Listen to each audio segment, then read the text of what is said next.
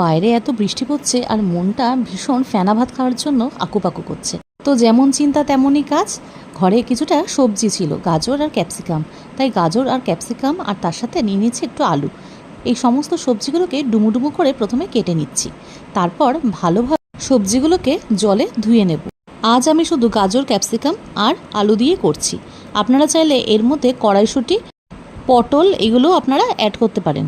আমি ফেনা ভাতটা বানাবো গোবিন্দভোগ চালের, সেদ্ধ চালের নয়। তার জন্য গোবিন্দভোগ চালটাকে আমি আগেই কিছুক্ষণ ভিজিয়ে রেখেছি।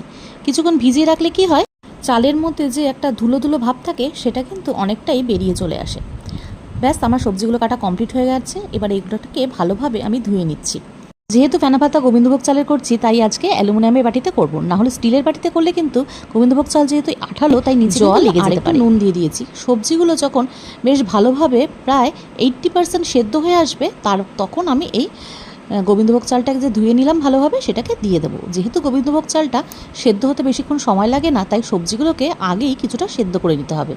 এবারে দিলাম পরিমাণ মতন কাঁচা লঙ্কা, আর এর মধ্যে যেহেতু আরেকটুখানি নুন লাগবে সমস্ত কিছু সেদ্ধ হওয়ার জন্য, তাই আমি আরেকটু নুন দিয়ে দিলাম।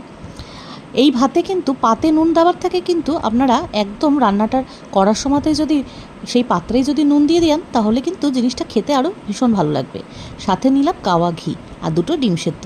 কেমন লাগলো আজকে রেসিপিটা কমেন্ট করে জানাবেন। আর হ্যাঁ, আমার চ্যানেলটা সাবস্ক্রাইব করতে কিন্তু ভুলবেন না।